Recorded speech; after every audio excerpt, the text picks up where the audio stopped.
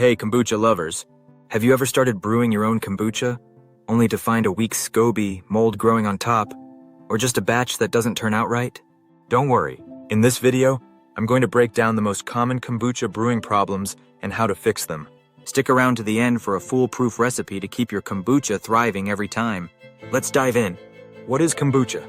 First, if you're new here, kombucha is a naturally fermented tea packed with probiotics, organic acids, and beneficial bacteria.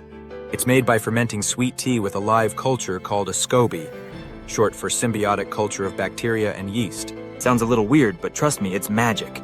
How to brew kombucha the right way? Before we get into troubleshooting, let's quickly go over the right way to brew kombucha. Here's a simple, tried and tested recipe for a 1-gallon batch. Ingredients: 4 to 6 black or green tea bags, organic preferred. 1 cup organic cane sugar. 14 cups of filtered water.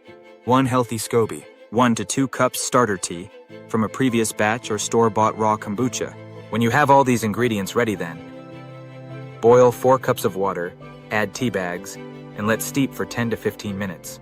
Remove tea bags and dissolve 1 cup of sugar into the hot tea. Add this concentrated tea to the remaining cold filtered water in a clean 1-gallon glass jar. Once the mixture is room temperature, add your SCOBY and starter tea. Cover with a breathable cloth and secure with a rubber band. Let it ferment in a warm, dark place at 70 to 80 Fahrenheit, or better say 21 to 27 degrees Celsius, and leave it to brew for 7 to 14 days. Now let's talk about the problems that can arise and how to fix them. If your SCOBY is looking thin, discolored, or weak, here's what could be causing it. Not enough starter tea. Always add 1 to 2 cups of starter tea to kickstart the fermentation. Cold temperature. Kombucha thrives between 70 to 80 degrees Fahrenheit, or 21 to 27 degrees Celsius. If it's too cold, your SCOBY won't grow strong. Try using a heat mat. Wrong tea or sugar. Stick to black or green tea and organic cane sugar for best results. Avoid flavored teas with oils. Too many contaminants. Keep your brewing jar and tools super clean to prevent harmful bacteria from stunting the SCOBY. If your SCOBY is weak but still fermenting, don't throw it out. Just keep brewing, follow these tips, and it should get stronger over time. Mold is one of the worst things that can happen to a kombucha batch, but don't panic. Here's how to recognize it and prevent it. How to spot mold. Mold is fuzzy, dry, and usually white, green, or black. It looks similar to bread mold. It sits on top of the SCOBY, never underneath.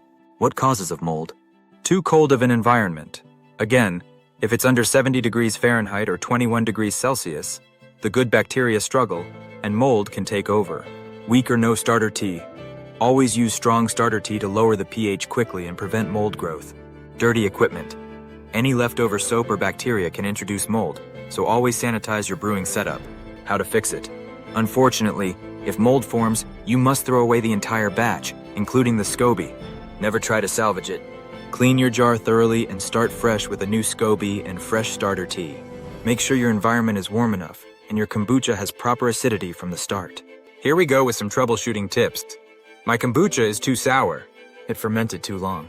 Next time, taste test earlier, at around day 7 to 10 days. My kombucha is too sweet. It needs more time to ferment. Let it go a few more days. No bubbles.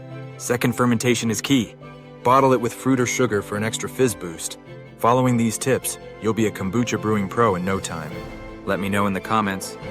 Have you ever had a kombucha fail, and what problems do you need help with?